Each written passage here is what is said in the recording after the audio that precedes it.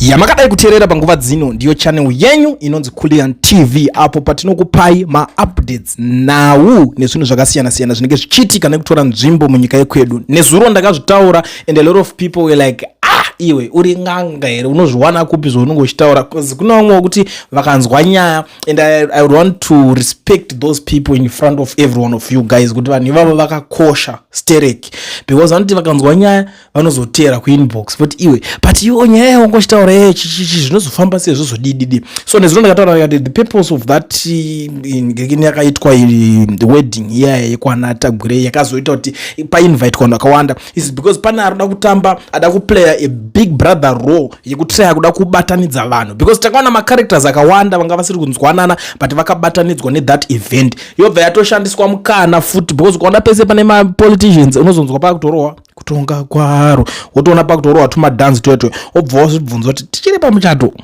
kana kuti makuda kuita se kufadza mutengi. But nasi ndauya ndine dzimwe news, I don't know kuti kwamuri dzichasvika dziri good news or bad news, but ndezvekuti zvoni Tungwarara akumbira ruregerero kuna Uebert Angel. Ameno kana ariyo maitikira azvo zvinofanira kunyatsosvika kwazviri, because kune vari kutambuka nyaya yacho unozongosvika wazongonzi uri kuona vanhu vari kuda kuti ndiswera ndeza nawa mangwana zvinozokushatira nyaya yechiprofita iyaiya anza ndakakanganisa kunzwa chiprofita saka manzwera ndakazvita anga asiriwo saka ukangonzwa zvisiri zvakutomhanya papodium here what kind of ngirikini iri papo hautombozivi kana kuti alright zvimwe zvacho dza damage control dzaunozokonzera ipapo chii idzungu here kugamira padenga here kuzhangandira here kuvhengedzera here kusakwana here kupenga here kusarayirwa here kusaputitswa here kusama kusaroveka here. Anyways, regedza tinzwe pane nyaya yake matauriro ari kuzviita panapa ari kuzvoni. This morning also Ambassador Uebert Angel made a call possible that I believe needed to happen. He brought me and Mr. S. Lumumba together, and I want to publicly acknowledge that the ambassador did not have to do that, he chose to. That tells you everything about the kind of man he is and the seriousness with which he approaches his role in Zimbabwe's story. There is something else I want to say publicly. The call reminded me that silence on important matters create its own damage. Ambassador Angel delivered a prophetic word that I misunderstood. I want to own that what I received and how I processed it was not what was intended. Ambassador Angel and I addressed this directly days after the event. We ironed it out completely. He is not my adversary. He never was. He is a man I respect deeply, a brother I work alongside, and someone whose vision for Zimbabwe I share. Ambassador Angel and I carry a shared mandate to open doors for investment to support His Excellency President Emmerson Mnangagwa's agenda for economic transformation and to represent Zimbabwe's interests at the highest levels. That work does not pause for misunderstandings, but when left unaddressed, the misunderstandings become noise that detracts from the mission. To everyone who was drawn into this moment, seek truth before amplifying. The men you thought were at war were not. The relationship you thought was broken is not. Zimbabwe is bigger than any of our individual moments. I choose to invest my energy there. God is love, and sometimes love picks up a phone. Zvaperesh ndo mashoko ari kutaurwa naTungwarara, but isusu behind closed doors toza kuti mukomana akanguri akumbira ruregero iripapo nderutegero rwakumbirwa pakawanda, and he was even shocked kuti saka iwe uyu wacho munhu wacho wandiri kuputitsa iye why ndiri kumputitsa mangwana uzobuda futi ari kutofamba vese nanangiriki nana idi wacho.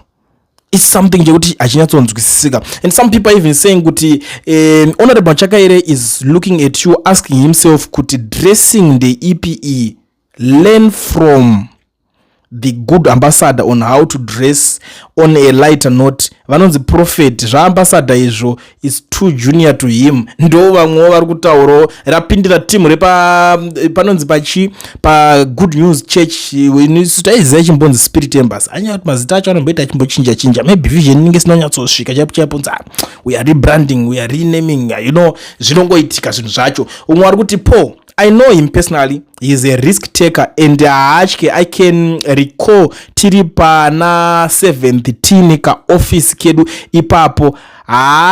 He is blessed young man uyu, cause ma contracts aibata so waishamisika kuti amawana sei uyu akanditi uya utore akwa ndoenda azvina urombwa izvi it's grace. Ndo zvikutaurwa nemumwe agara akutodedzera kuti ndisanganiseoneka akwa kangu tigokwanisa kukubatsirai kumafights kwenyu kune zvinenge zvichita se zvichiitika ikoko. Unongoziva pakangoitikawo pakangobhaizika kubvira sanobva watangangonikina. Ende Lumumba ndiye mufuta akapindira panyaya yacho achitaura zvokuti dzungu kunana pane the way yakazvitaurira matauriro acho. It's not that kuti ndingabva ndauya futi ndobva ndakudzosai kumashure ndichiti makazonzwa nemusi yakati zvakati, but vataurirana futi. Saka unoziva kuti unenge wakahakira nyaya dzevanhu. Saka ukaita zvekutamba vanhu vaya vakazogadzirisana iwo ukasagadziriswawo futi ipapo, inyaya yacho nokunosara yaya yako. Amene kuti inenge iri nyaya yekufadza mutengi kana kuti ndo yaya tichambotaura yana chigamira padenga here kana kuti kuita sei, kana kuti unongori defense forces yemunhu iyeye here kana kuita sei. But Tungwarara futi ari kubva angobatanidzira iye paconnection achiti today I had a constructive video call with Lumumba. I respect him, and the moment he saw my face on the video call, he apologized. We engaged in meaningful dialogue, addressed various issues, and clarified all misunderstandings. By the conclusion of our discussion, Mr. Lumumba acknowledged that he harbors no genuine enmity towards me. I regret that some individuals mislead him with false information, and I urge everyone to embrace truthfulness and seek clarity rather than perpetuating misinformation. Furthermore, I wish to emphasize that there is no anonymity between myself and my brother, Ambassador Angel. We continue to collaborate closely, united in our mission to attract investors to Zimbabwe and advance the interests of our beloved motherland. It is better to create friends than enemies. We must love one another, for God is love. Apedza zvake asi dzimwe dzacho dzinozongoningirikinawo ameno kana isina kuzonyazosvika kwamuri matarisiro manga maita kuti izosvikawo muchida imimi munozondudza tozoikontinya kana tozoita sei. But the best thing chandati ndigare ndazivisana nemi ndechekuti vakomana vasanganisana nemajuzi eruregerero aiwo chidai so kumbira kauyu mukuru regerero kumbira mudiki ruregerero aiwo sadai so iwo chitaudai so iwo wabhaiza pakati zvinhu zvekuti zvinongowanika at the end of the day. But ndo nyaya dzacho dziripo. And you know the funny thing futi pane imwe yanga iripo ina ndifunga kuti itoita sei manje, because I don't know kana iri the right time yekuti tinge tichitauro Tungwarara wacho iyi itatagwirei. Those guys, they were not in good books, but vakasanga vanhu vakatombotanga vabatanidzwa ivo. That's why unoona kuti Tungwarara was there achinikikina. Anga atoita mistake akawanda panhingina yake yapa, anga kucreate a lot of enemies manje. Chiti iwe uri kuda sei, iwe uri kuzodii, maenemy akacreate kwakawanda. But anyway, in short, ndiri kuti chi, what am I saying here muri Zimbabwe? Ndiri kuti Paul Tungwarara and Prophet Uebert Angel have resolved their differences following a misunderstanding over a prophetic message. So according to Paul Tungwarara, Prophet Uebert Angel delivered a prophetic word which he misunderstood. At the time, he admitted that the way he received and interpreted the message was different from what Prophet Uebert Angel has intended. He said the two later met privately and resolved the issue completely. Tungwarara described Prophet Uebert Angel as someone he deeply respects, calling him a brother and a partner who shares the same vision for Zimbabwe. And you know what? He added that both of them remain committed to supporting President Emmerson Mnangagwa's agenda for economic transformation, attracting investors into Zimbabwe and representing the country's interests at the highest level. Tungwarara also urged people not to rush into spreading rumors or fueling divisions on social media, saying many people wrongly believed the two were enemies when they were not.